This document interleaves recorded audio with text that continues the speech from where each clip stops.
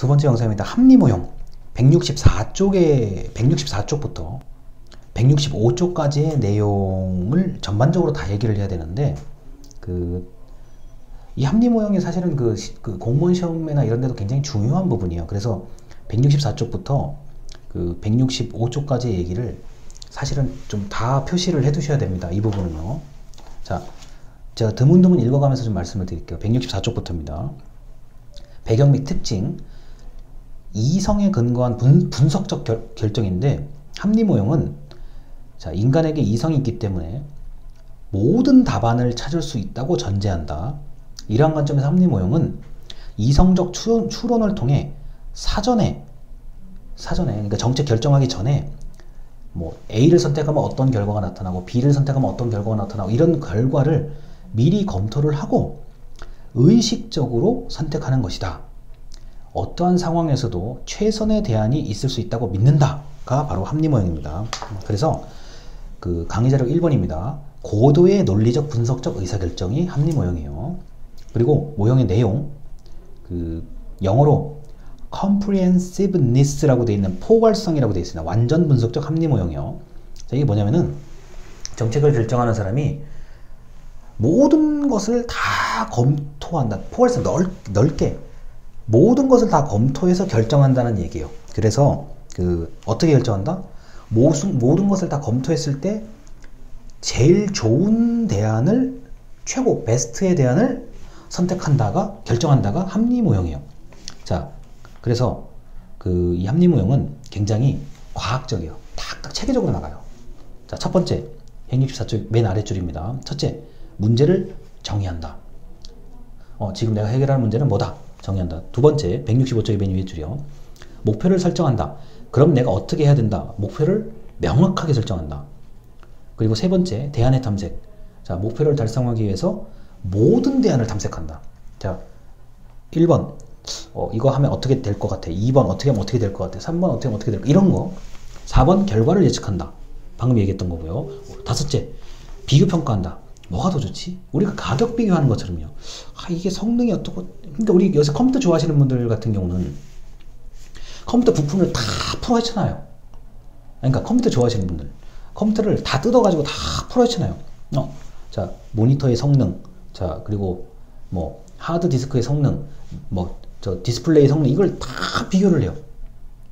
시중에 나와 있는 컴퓨터 부품을 다 비교를 해요. 자, 그래서 비교 검토한 결과 나는 이 컴퓨터를 선택하겠다 예요. 아니면 그 컴퓨터를 내가 조립하겠다. 이해가 되시는지 모르겠어요. 그래서 문제의 정의부터 최선의 대안을 선택할 때까지 굉장히 체계적으로 꼼꼼하게 봐야 돼요. 가격 비교, 제품 비교, 부품을 비교한다고 생각하시면 돼요. 이게 원래 이 합리모형은 과학자들, 수학자들의 그 관점에서 나온 거기 때문에요. 굉장히 정밀해요. 그 다음에 단계가 있어요. 우리가 제품을 처음에 시작해서 제품이 다 만들어질 때까지 과정이 있듯이 그 과정대로 만드는 거예요. 합리모형은요. 그런데 자, 165쪽에 비판이 있죠. 합리모형은 몇 가지 비판이 있다. 첫째, 인간의 능력을 너무 과대평가한 거예요. 여러분이 시간 바쁘면 이거 검토해야 되는데 못하고 이거 해야 되는데 내가 지금 바빠서 못하고 많잖아요. 자, 인간 능력의 한계. 그 다음에 둘째, 지식과 논리가 제한된다. 내가 몰라서. 좀 이상한 말이죠. 내가 몰라서 못했어. 그럴 수 있잖아요. 세 번째, 상당한 자원이 이미 투입이 된 사업 같은 경우 매몰 비용을 얘기하는 겁니다. 더 좋은 게 있는데 이미 투입을 너무 많이 했기 때문에 이거를 중간에 그만둘 수가 없는 경우들이 있어요. 그래서 이 합리모형이 좀 이상적이라는 비판을 많이 받습니다.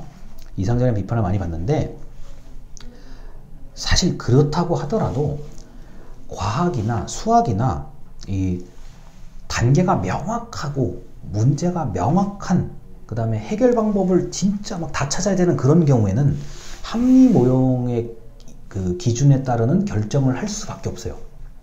그냥 대충 결정하면 돌이킬 수 없는 돈을 너무 크게 손해를 본다든가 낭비가 엄청나다든가 이러면은, 그리고 대충 결정할 수 없는 것들도 많아요. 우리가 물건을 만들 때 어느 하나 부품 고장나 버리면 전체가 다 문제가 생기잖아요. 특히 요새같이 제품이 워낙 정밀해가지고 한 부분 고장나면 딱 다른 게 다 멈춰지는 이런 경우를 생각해 보시면 돼요. 그러면은 애초부터 단계를 정해가지고 1단계, 2단계, 3단계, 4단계, 5단계 쭉 이제 만들어 놓을 수밖에 없는 그러한 그 일 처리를 할 때는 합리 모형에 입각해서 하는 게 맞는 거예요. 그래서 정밀하고 굉장히 과학적인, 좀 잘못되면 큰 문제가 생기는, 돈이나 모든 게 문제가 생기는 그런 정책 같은 경우는 합리 모형에 입각한 것을 하는 게 맞는 겁니다. 그리고 이 과학기술 정책 같은 경우는 합리 모형에 입각한 게 맞아요. 아니 저 인공위성을 가지고 이렇게 대기권 밖으로 올려야 되는데 이게 대충 해서 될 게 아니잖아요. 그리고 우리가 몇 번 우리나라에서 경험을 했듯이, 자 이게 로켓을 발사할 때 발사한다고 해놓고 갑자기 딱 중단시켜버리잖아요. 10분 전, 20분 전에 딱 중단해버리잖아요. 그러면 꼼짝없이 시간이 밀리는 거예요. 그거는 왜 이게 지금 20분 전에 30분 전에 왜 사람 불러놓고 왜 그만뒀냐 이렇게 욕을 할 수가 없는 거잖아요. 그렇게 비난해서도 안 되는 거고요. 잘못해서 올렸는데 갑자기 중간에 잘못해버리면 그거 큰일 나는 거잖아요. 그래서 그런 경우가 있기 때문에 합리 모형이 현실적이지 못하다는 비판을 받기는 하는데, 제가 조금 넓게 생각해 보면은 이 합리 모형을 할 수밖에 없는 정책도 많아요. 의외로요. 계속 이어서 하겠습니다. 오늘은 유난히 전화가 좀 많이 와서 중간에 끊어진 일이 있습니다. 자, 계속 이제 두 번째, 이제 합리 모형 끝났어요. 두 번째 만족 모형. 자, 165쪽의 맨 아랫줄입니다. 만족 모형은 제한된 합리성의 기초에 그 제한된 합리성 내에서 여러 가지 대안을 비교 분석해서 결정한다라는 얘기입니다. 자, 166쪽에 맨 위에 줄이요. 여기서 만족이라는 단어는 만족 더하기 충분하다의 합성어라고 얘기합니다. 그래서 인간의 합리성은 인정을 해요. 이 만족 모형에 따르면. 그런데 제한되어 있는 거예요. 그러니까 합리 모형에서 말하는 포괄적 합리성이 아니라 제한된 합리성을 얘기하는 겁니다. 자, 166쪽에 그래서 위에서 다섯 번째 줄. 만족 모형은 완벽한 정보에 따른 것은 아니지만 그 정도면 충분하다고 판단하는 수준이다. 우선 인간은 인지 능력의 한계가 있고 시간과 경비가 부족하고 만족할 만한 대안을 찾으면 더 이상 찾으려고 하지 않아요. 우리가 이런 거죠. 우리가 음식을 당장 먹을 때도 야, 이 정도면 충분해. 다른 거 더 찾아. 그냥 여기 가자. 이게 만족일 수도 있는 거예요. 우리가 특히 겨울이나 여름에 춥거나 더울 때 야, 우리 어디 그냥 여기 정도 딱 들어가자. 빨리 들어 먹자. 그것도 만족일 수도 있는 거예요. 자, 그래서 인간은 여러 가지의 한계가 있기 때문에 제한된 합리성을 주장한다라는 거. 요게 이제 만족 모형이고요. 이 만족 모형에 대한 비판과 장단점이 있어요. 예를 들어서 대표적인 게 이겁니다. 166쪽에 표를 보시면, 표는 볼 거 없고요. 바로 위에 줄이요. 둘째라고 되어 있는 부분이 있어요. 만족의 수준이 어느 정도인지를 측정하기가 어렵다.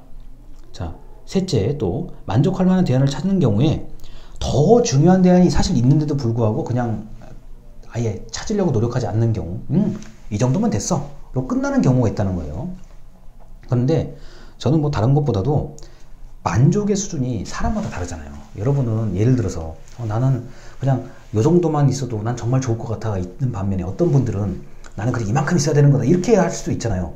정책 결정자 입장에서도 요 정도면 그냥 아쉬운 대로 괜찮다 이런 마음이 있는 사람이 있는 반면에 굉장히 잘된 거를 바라는 사람도 있어요. 그래서 만족 모형은 그 만족의 수준이 어느 정도인지를 좀 알기가 어렵다라고 하는 게 바로 만족 모형의 특징이라고 하겠습니다.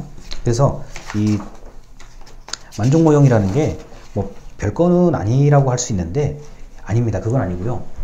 합리성, 그 다음에 이제 합리 모형, 그 다음에 제한된 합리성의 개념인데, 좀 더 현실의 정책 결정에 좀 더 와닿는 모형일 수도 있어요. 이 만족 모형은요. 근데 보통 만족이라는 게 좀 우리 흔히 말하는 최고 정책 결정자, 아주 높으신 분들이 이제 만족한다, 또는 사업의 담당자가 만족한다. 이 만족의 그 개념이 달라요.